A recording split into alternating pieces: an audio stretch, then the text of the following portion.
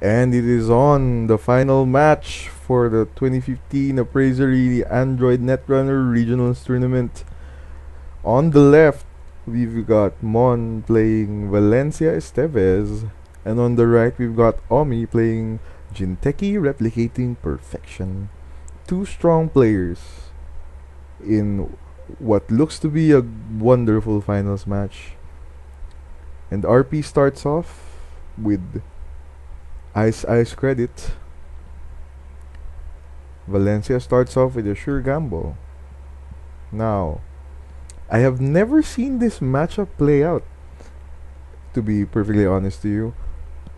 I'm assuming the bad publicity plays a really big part in this game, even more so than most Valencia games, because RP is known to run so many assets, Sundu being the most common suspect, and you can actually blackmail your way inside the strong remotes that RP is known for. Although you do have to run centrals first because it's replicating perfection, that's what it does. Mon elects to credit up. This is a good play when you're fighting against RP, because you know the game's just going to go long, barring those weird games that go really fast. Oh, there's a clone chip install. Mon running HQ after Omi ices up his archives. Runs into a pop in an R&D run. And wow, Trashanise, that's really good. Mon does it again. And passes the turn back to RP. RP draws that Enigma we see off R&D. Looks like he installs the Enigma he drew and credits up. Now, this looks bad for RP because he hasn't seen a Sundu. He hasn't seen a Celebrity Gift, which is one of the more powerful burst econ cards in the game. Mon plays Wild Side. I wonder if he has pancakes in this deck. He probably does.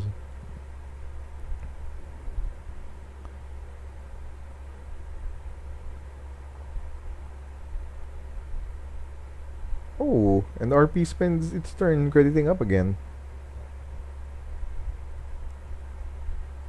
We get a Corroder install and a run on HQ.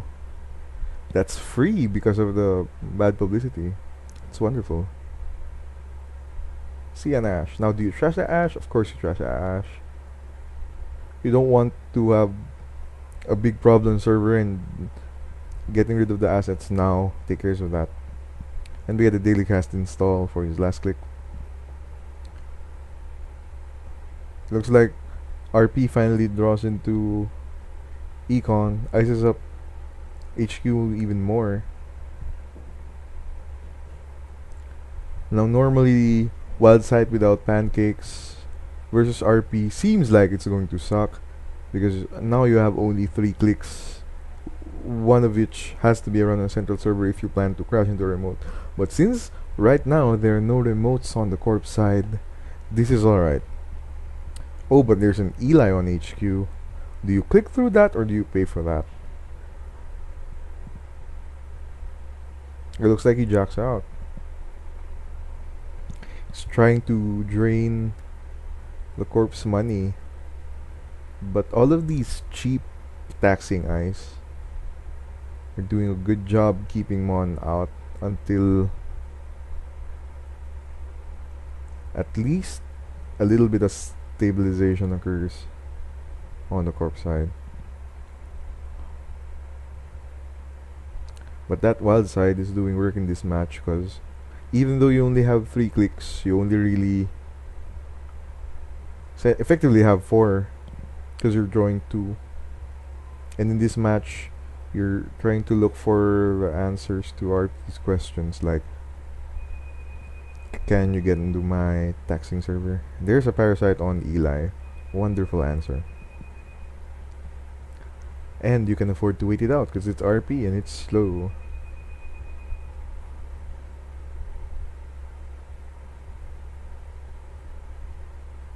That looks like RP's starting a remote. He has to trash a card because he's over his hand size. The credits are dripping in, and the cards are coming, and there's the pancakes. I see it in his hand. So now you've got wild side pancakes going. It takes a while to pay off the investment, but in long games like games versus RP or any glacier deck for that matter, that thing is going to pay off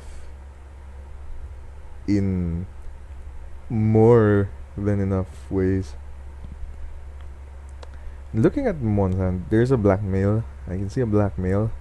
There's another wild side, and there's a knight. So he has a solution for a single eyes remote if it ever comes to that. Wonder what you do here, since you don't have a way to get into that enigma yet, so you can't start checking R&D. And that puppy is deceptively taxing, really. There's an interns, which looks like an interns that installed at Caprice. It looks like. Again, the turn starting off with drip money and pancakes draw.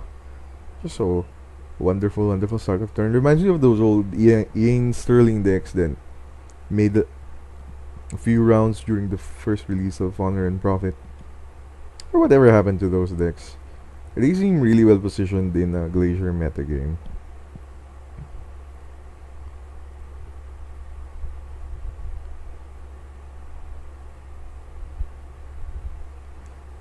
So now the question becomes, how long do you wait out running? Oh, he dirty laundries into HQ. And now that Eli is just 2 strength, so it's a total of 2 credits to get in. And there's an APD. You can pay for that with the dirty laundry credits. That's a good pull. So now it's 2-0 in favor of the runner. Do you run that remote and try to get rid of the Caprice now? I would try it. I would spend 1 click to try that. And Mon does. And we see another Eli. The question becomes, you click through it? Or do you pay for it with Corroder, and since it's just 3 to break with the Corroder. And now it's a side game.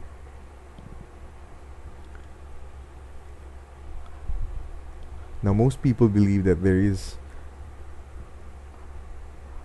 no skill involved in side games. They believe it's all luck.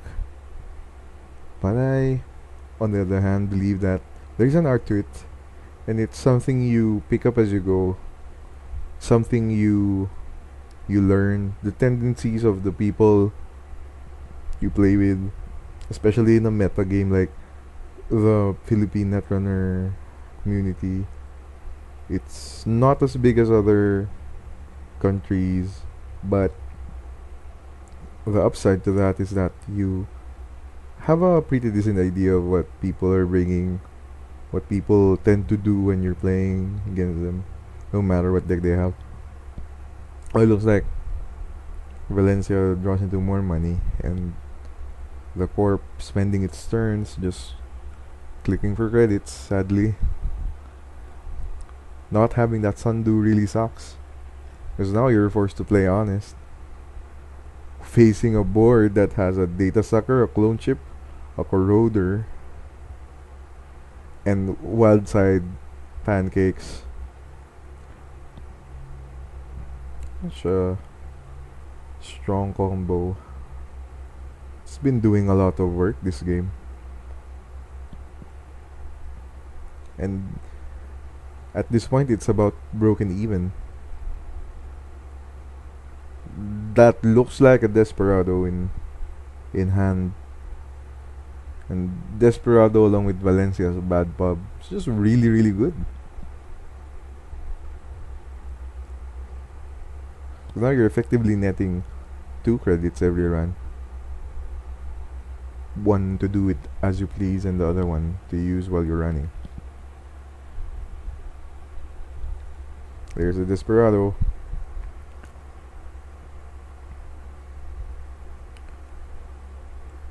So now you either try to look for an answer to that enigma, or you pressure HQ some more. Because there's a decent chance that some agendas have made its way into HQ. And with servers this porous, can't really afford to... Oh, it's a crick. Surprise! Oh, there's a card from... I believe it was Breaker Bay. It's 6 strength when it's on archives, and it's essentially an interns when you run into it. Really taxing. It's actually a good deterrent to archives runs, especially in a deck like RP where an archives run is going to negate RP's ability. Card's really strong. Oh, and it looks like there's still an agenda in archives. Believe Mon was telling him that, yeah, you do get to access archives. And there it is. Effectively costing him only 2 credits to steal. Good ratio. Now we have Katie Jones. Another valuable asset when fighting decks like this. And there's the Jackson. Now RP can start digging for whatever it needs to set up. It's been a long time coming, actually. Jackson, where were you when I needed you?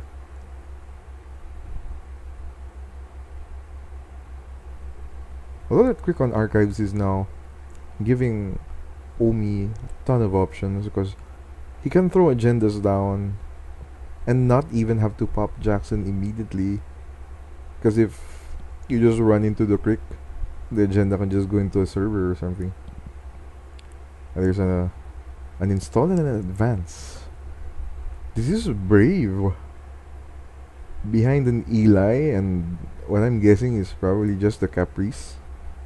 Especially since this Eli is effectively 2 credits to break into. So it looks like, although Mon does have to waste a run on a central server, with archives being a painful server to run to because of the crick, you've got R&D being a painful server to run to because you're going to lose a click to the Enigma, and HQ having that face down ice, so we have no idea what that's gonna be like. It's a wonderful install advance. I like that play.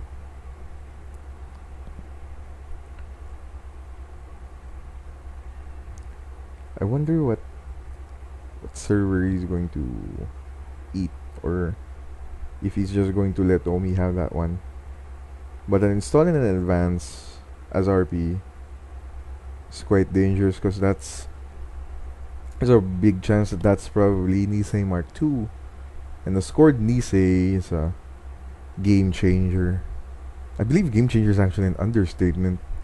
I think about it. Oh, but the HQ run gets through. He elects not to res that card, probably so that he has credits for the side game that's coming.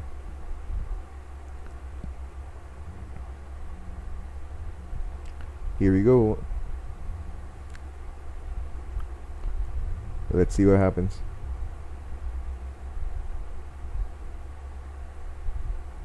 There's the Caprice.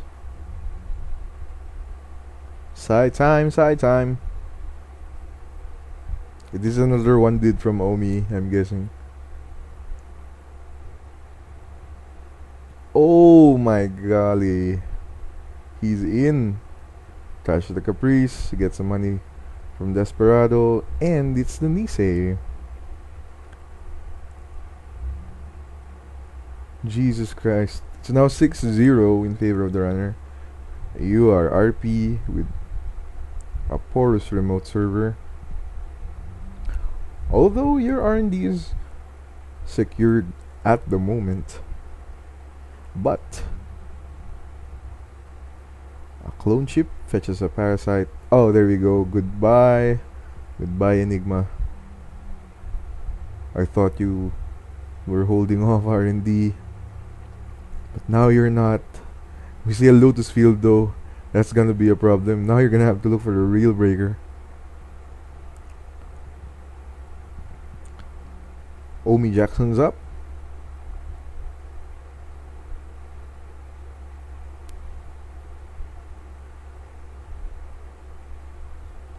Wonder if he installs that Lotus Field. Oh, he Jackson's up and Celebrity Gifts. But only shows 5 cards. It's interesting. He keeps 2 of the cards secret.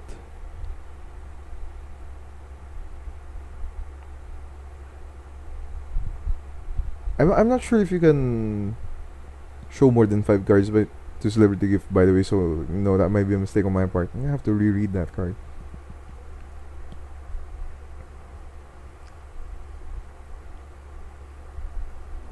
But now you've got a single pup in front of R&D. That's really, especially at 6-0 runners at match point. Are you really going to leave R&D that porous?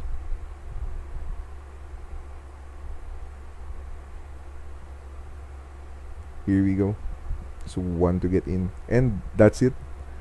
Mon scores the Nisei and is our Android Netrunner Regionals 2015 champion. Excellent games from everyone. Wow. Beautiful, beautiful.